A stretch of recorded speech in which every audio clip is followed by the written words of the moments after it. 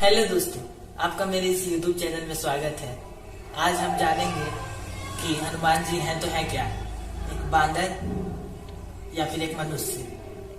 इतिहासों में ये बात वेदों ग्रंथों के माध्यम से बताई जा चुकी है कि वो बांदर है, लेकिन आज भी ये मनुष्य ये बात नहीं समझ पाए हैं। क्यों?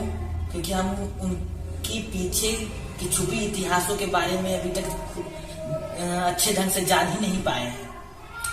इसी को आज हम इस वीडियो के माध्यम से समझेंगे।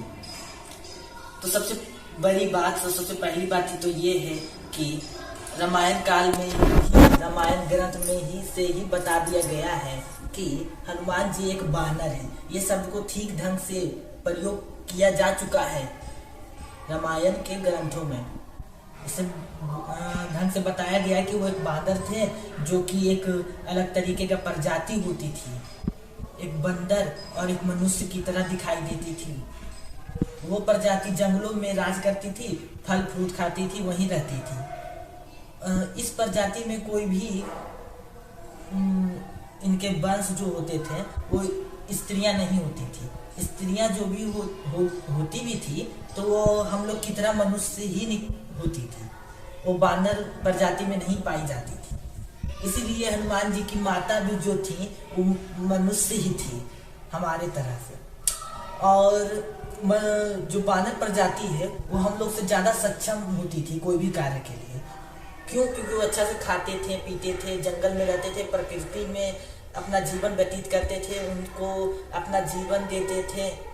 मतलब कि अपना कोई भी कार्य उनके प्रति, उनके लिए करते थे, प्रकृति को मानते थे, प्रकृति का ध्यान देते थे, इसलिए प्रकृति भी उनका ध्यान देती थी।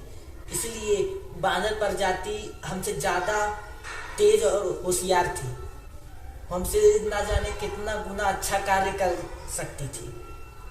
लेकिन अब धीरे धीरे समय के साथ ही वो विलुप्त हो चुकी है, और इसलिए अब हम इसके बारे में अच्छी तरह से नहीं जान सकते हैं। लेकिन बहुत सारे माध्यम है जिसके मदद से हम इसके बारे में अभी भी जान सकते हैं, और वो आप जानते ही वो क्या है। वो हमारा अध्यात्म, हमारा सनातन धर्म, हमारा ध्यान, तपस्या ही एक ऐसी मात्र चीज है जिसके मदद से हम सब चीज को जान सकते हैं, किसी भी प्रकार का विज्ञान जान सकते हैं। इसलिए मेरे हिसाब से आपको अब से ही ध्यान शुरू करना चाहिए, प्रभु भक्ति शुरू करनी चाहिए। हनुमान जी भी इस बात को अच्छे तरीके से जानते थे कि किसी भी मनुष्य या किसी भी प्राणी के जीवन को सही ढंग से चलाने के लिए एक प्रभु की जरूरत होती है, एक गुरु की जरूरत होती है। इसलिए उन्होंने राम भगवान को अपना गुरु चुना।